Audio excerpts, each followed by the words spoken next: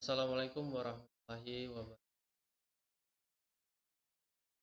Perkenalkan, nama saya Iqbal Mahfudz, M19-220 Universitas Muhammadiyah Bengkulu.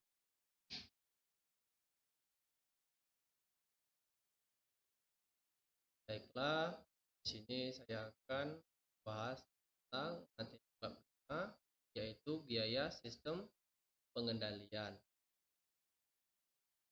Baiklah, langsung saja.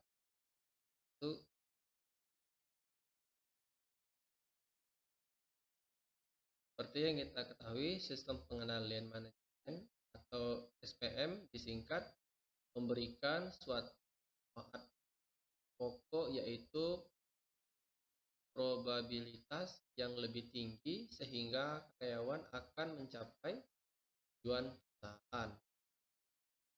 Manajer terkadang bersedia menggunakan biaya langsung out of pocket untuk oleh perusahaan.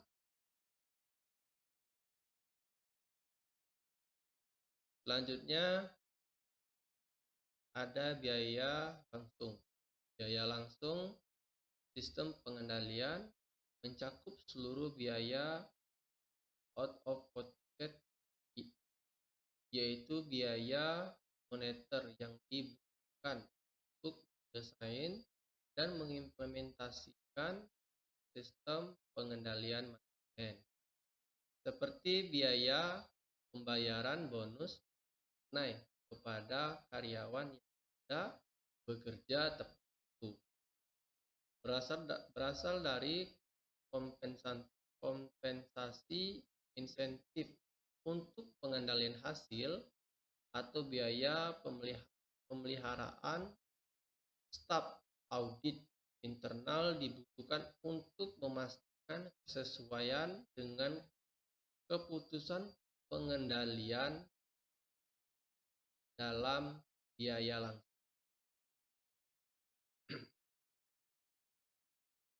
Selanjutnya ada biaya tidak langsung. Biaya tidak langsung dapat dikurangi oleh biaya langsung pengendalian yang disebabkan oleh sejumlah efek samping yang merugikan, termasuk perubahan perilaku, gamesmanship, penundaan pekerjaan, dan perilaku negatif.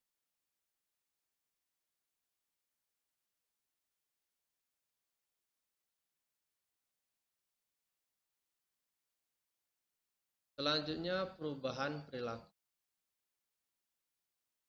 Untuk perubahan perilaku dapat menyebabkan biaya tidak langsung yang signifikan pada suatu organisasi. Hal ini terjadi ketika sistem pengendalian manajemen membuat dan sebenarnya mendorong perilaku yang tidak konsisten dengan tujuan organisasi.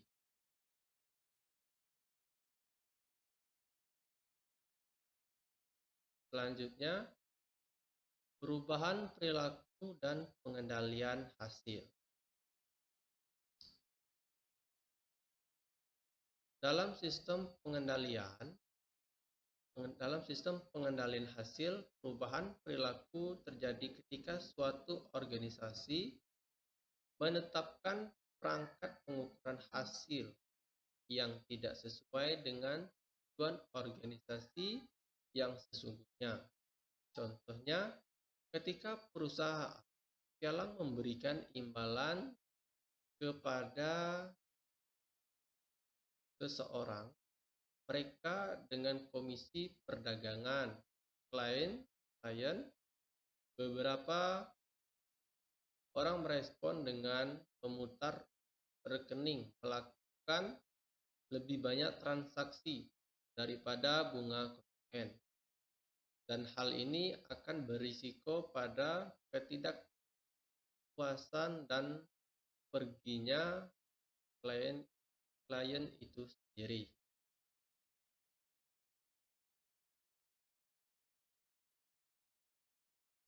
Selanjutnya ada perubahan perilaku dan pengendalian. Perubahan perilaku juga dapat disertai pengendalian tindakan. Perubahan yang berhubungan dengan pengendalian tindakan terkadang merujuk sebagai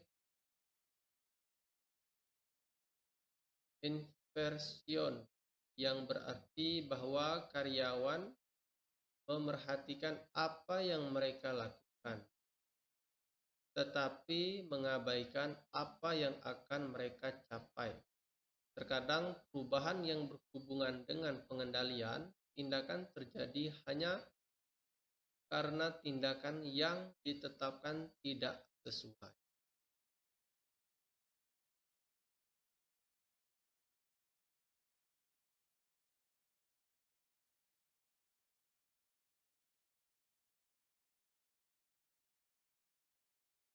Selanjutnya, perubahan perilaku dan pengendalian personel atau kultural. Perubahan perilaku dapat muncul dari perekrutan karyawan baru yang salah atau dari pelatihan yang tidak mencukupi. Budaya yang kuat juga dapat menyebabkan perubahan ketika norma perilaku yang digunakan oleh kelompok untuk mengarahkan perilaku para anggotanya atau pengukuran yang digunakan untuk memberikan imbalan kelompok tidak sesuai dengan yang diinginkan.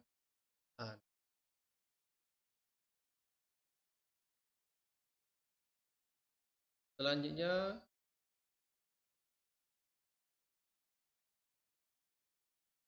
gamesmanship digunakan untuk menunjukkan tindakan oleh karyawan untuk meningkatkan indikator kinerja mereka tanpa menghasilkan pengaruh ekonomi yang positif terhadap perusahaan.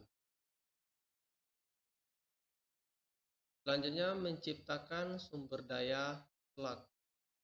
Kelak mencakup sumber daya perusahaan oleh pekerja yang melebihi apa yang dibutuhkan, yaitu konsumsi sumber daya oleh karyawan yang tidak dapat dibenarkan begitu saja dalam hal kontribusinya terhadap tinjauan tujuan perusahaan. Kecenderungan untuk menciptakan kelak terhadap terjadi ketika pengendalian hasil yang ketat sedang digunakan, ketika karyawan yang sebagian besar pada bagian manajemen dievaluasi apakah mereka mencapai target anggaran atau tidak.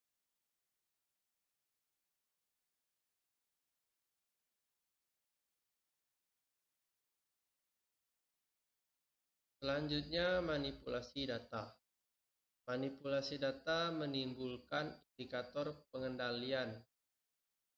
Manipulasi data terdiri atas dua bentuk dasar, yaitu pemalsuan dan manajemen data. Pemalsuan melibatkan pelaporan data yang salah dalam artian bahwa data diubah. Manajemen data melibatkan beberapa tindakan yang diambil untuk mengubah hasil laporan. Manajemen data dapat dihasilkan baik melalui cara akuntansi maupun cara operasional individu.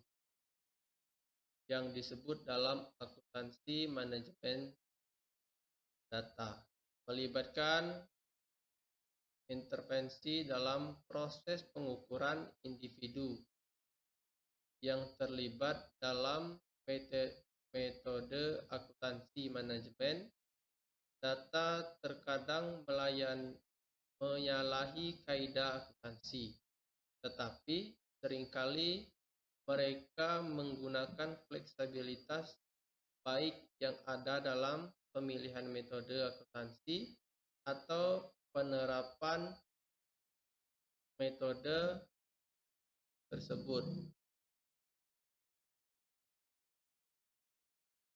Selanjutnya itu memanipulasi data. Memanipulasi data menimbulkan indikator pengendalian. Manipulasi data terdiri atas dua dasar, yaitu pemalsuan dan manajemen data. Pemalsuan melibatkan pelaporan data yang salah, sehingga dapat diartikan bahwa data diubah oleh karyawan. Manajemen data melibatkan beberapa tindakan yang diambil untuk mengubah hasil laporan manajemen data. Dapat dihasilkan baik melalui cara akuntansi maupun cara operasional individu yang terlibat dalam akuntansi.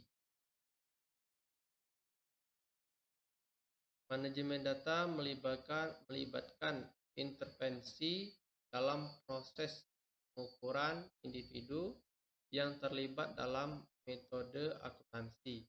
Manajemen data terkadang menyalahi kaidah akuntansi, tetapi seringkali mereka menggunakan fleksibilitas baik yang ada dalam pemilihan metode akuntansi atau penerapan metode akuntansi atau keduanya untuk yang sering disebut pengelola pendapatan. Yang terakhir yaitu kesimpulan.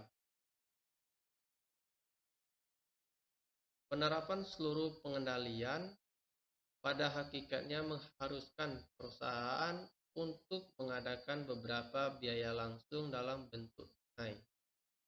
Namun, terkadang biaya langsung diperkecil oleh biaya tidak langsung yang disebabkan oleh sejumlah efek samping yang merugikan. Nah, itulah pembahasan materi